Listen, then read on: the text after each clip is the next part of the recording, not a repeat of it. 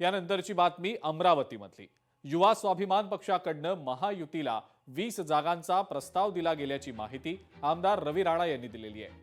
अमरावती पालिकेवर भाजपचा महापौर निश्चितपणे बसवू असा विश्वास रवी राणांनी व्यक्त केला आहे।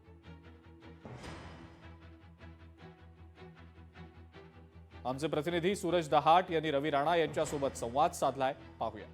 अमरावती महानगरपालिकेमध्ये गेल्या वेळी जर पाहिलं तर भारतीय जनता पार्टीची एकाची सत्ता होती आणि पुन्हा एकदा अमरावती महानगरपालिकेची वारी सुरू व्हायला वेग आलेला आहे। माझ्यासोबत युवा सन्मान पक्षाचे अध्यक्ष रवी राणा, तो काय जाणार, कशी युवा सन्मान पक्षाची तयारी सुरू आहे?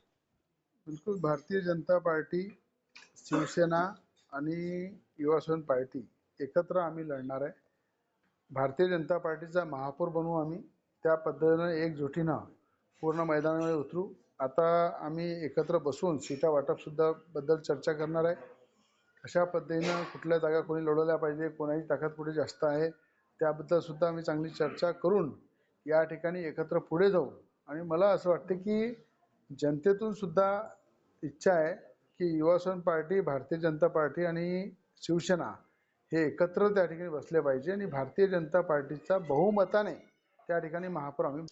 युवा सन्मान पार्टीकडे जवळपास 468 या ठिकाणी उमेदवारी अर्ज आलेले आहे।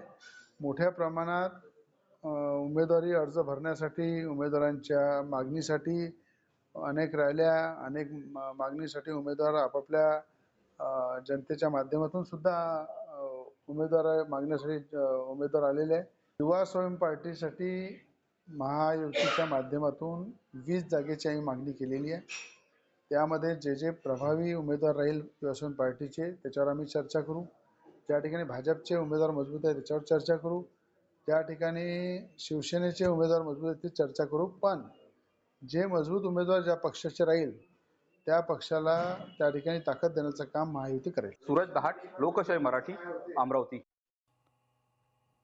आणि यानंतरची आणखीन एक महत्त्वाची मोठी बातमी, नगर परिषद आणि नगरपंचायत निवडणूक निकालासाठी सज्ज रहा आणि मतमोजणीच्या दिवशी अनुचित प्रकार टाळण्यासाठी कठोर उपाययोजना करा, असे स्पष्ट आदेश राज्य निवडणूक आयुक्त दिनेश वाघमारे यांनी दिलेले आहेत।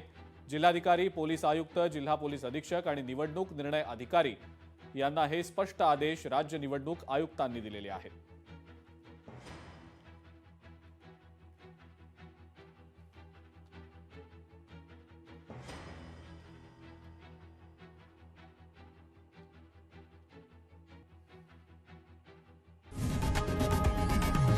लोकशाही मराठी, ऐका, पहा, जागरूक रहा।